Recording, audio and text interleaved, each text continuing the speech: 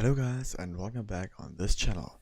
Today I want to talk something about the Hunter Ranger and how I play him, especially in ToMM, but also in any other dungeon. So at first, like, I started with the character creation. I recommend as the race, the Dragonborn or the Metallic Dragonborn, cause of the 3% overall damage boost and the two free choosable ability scores. Second point here are the ability scores.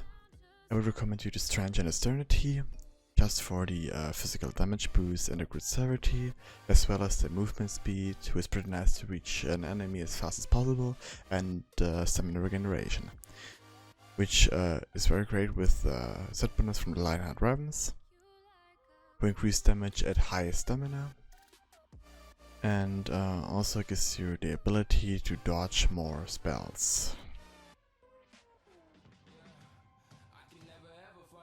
So, I think I can do first the last one, the insignias and the mount.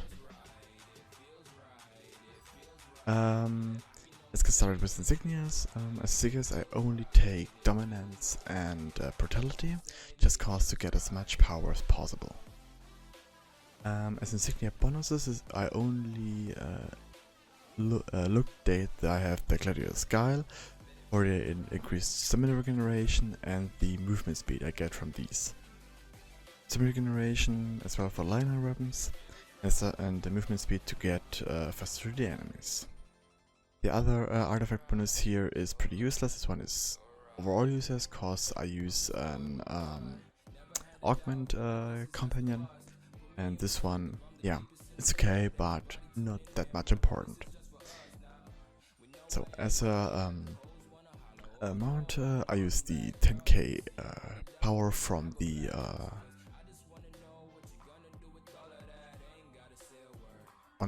from this mount here. I can wild one, or it's already gotten 2 from the S-Horse, the legendary one. From the 1 second, let me have a look.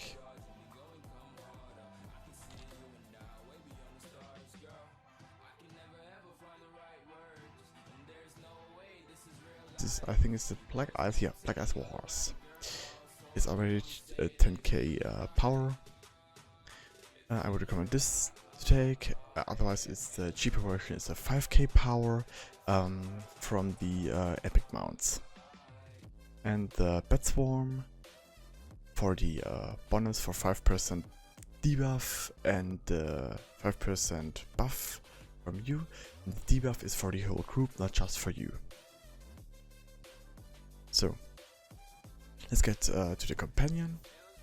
I use the Bullet Pop because of the power and combat advantage increase, and of course for defense too.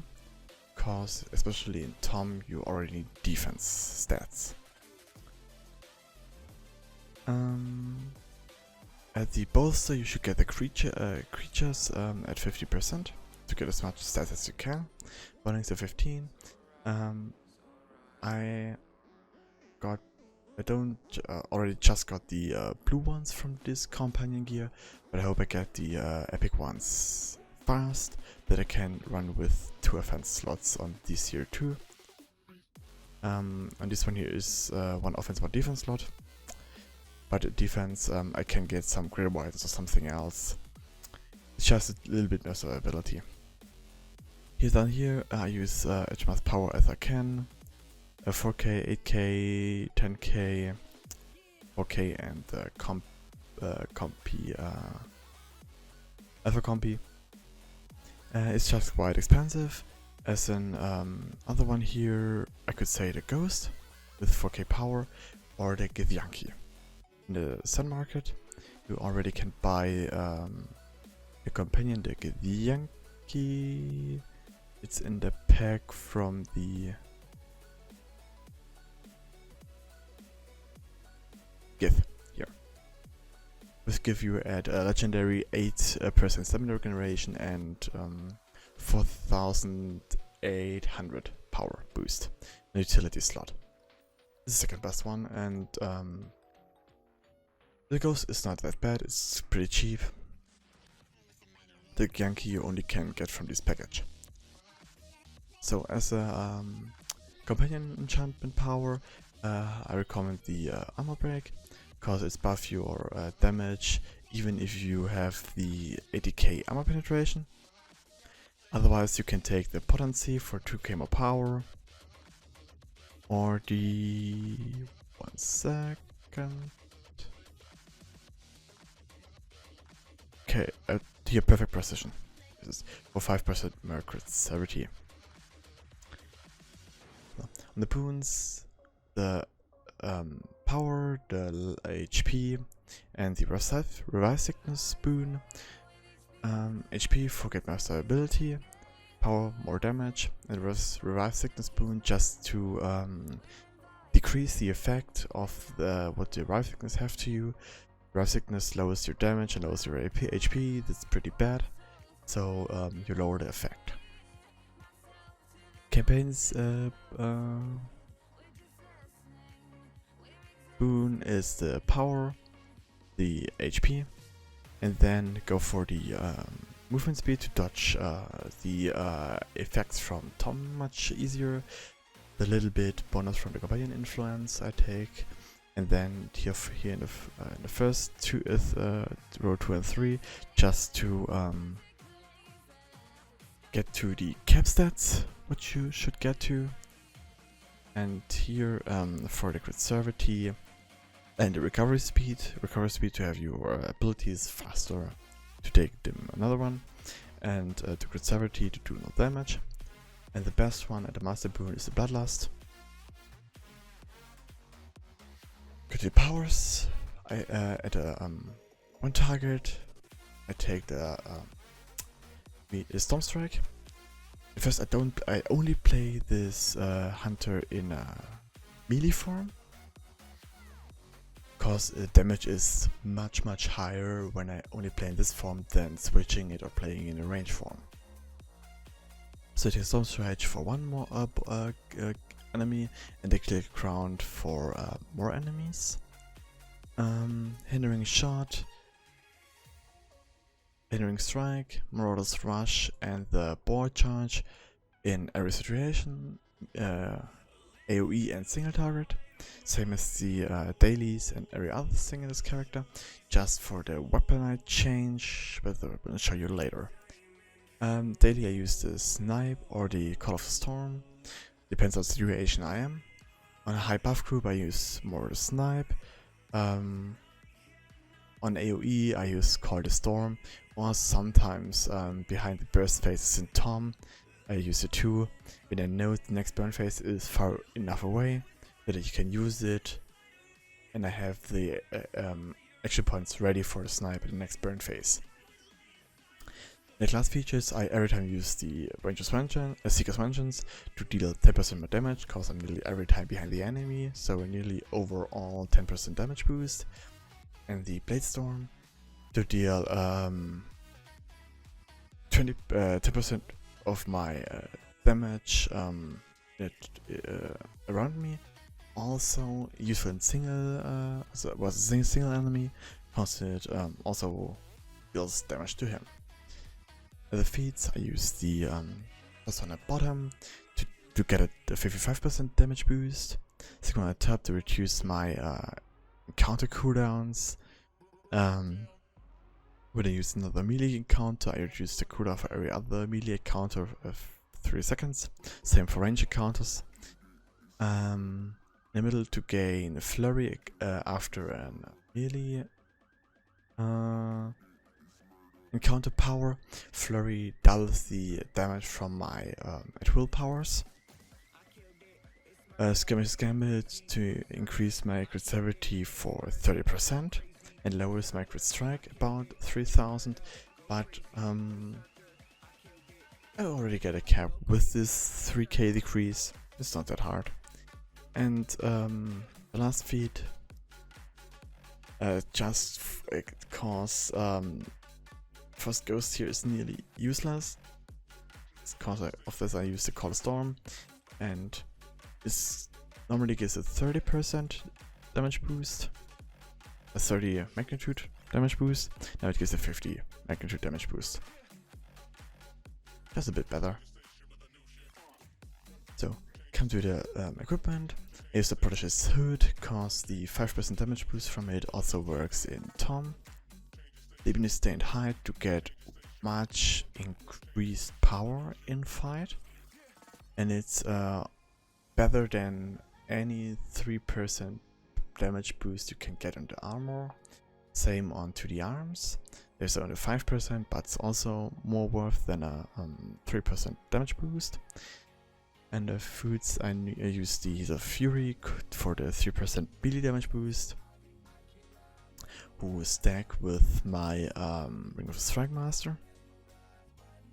Striking Ring of the Master, with already has 3% melee power boost, and this stat stacks 2 times, so it isn't worth to have it another time on the second ring or something else. Percent damage boost stacks 2 times each, 2 times on the melee, 2 times on the ranged, or 2 times on at wills or something else.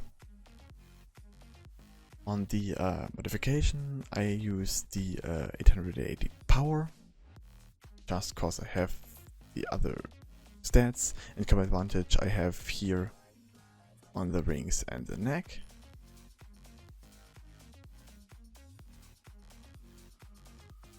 On the weapons I use the Lionheart ones.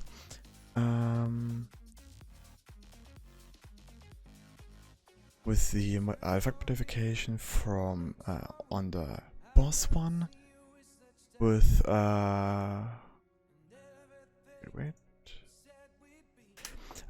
for bosses with the Ability enchantment and the bonus for Storm Strike, and on my AoE one with the Lighting enchantment and the bonus for Clear Ground.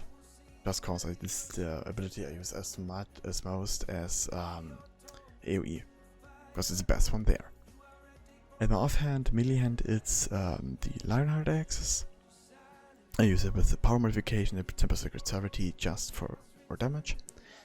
On the neck, waist, and artifact, I use the Imogoran set, just cause the best for damage.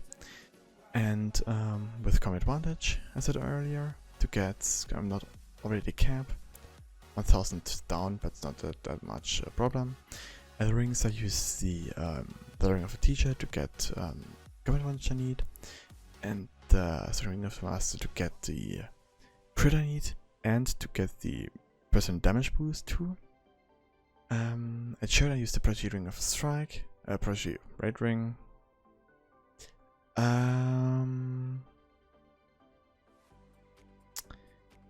For the cooldown reduction on the encounter powers, it's just not that much, but sometimes it procs, so it's pretty nice to have. Maybe I get some better ones in the Master or Watch Expeditions, who knows. And the trousers I use this one for the action point gain, for the more HP it have and the defense I get. And artifacts depends on group primary artifact, and most low dungeons I swap between the for flowers, Soulside Crystal, or the kind of Atropal Essence. On secondary artifacts, I mostly every time have the Trobriand's Ring, just for getting more power. The Headless Scepter for getting more power and the hit points, and the Orcus Wand for the artifact set.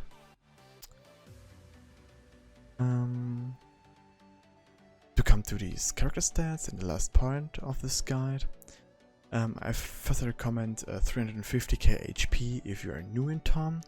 If you are more experienced and know how the dungeon works, you can lower it. At the moment, when I jump right in, because of the VIP bonus, I get 8k HP more. I am at 289k HP. And if you are good in ToMM and know how to move, knows every mechanic that can dodge it, it's pretty enough. But otherwise, take more HP. Because if you're dead, you do less damage, and then you are more and more useless for the group. Power over 180. more is better. Armor penetration cap is 80k. Same for defense, critical strike, and accuracy. And the 130 combat advantage.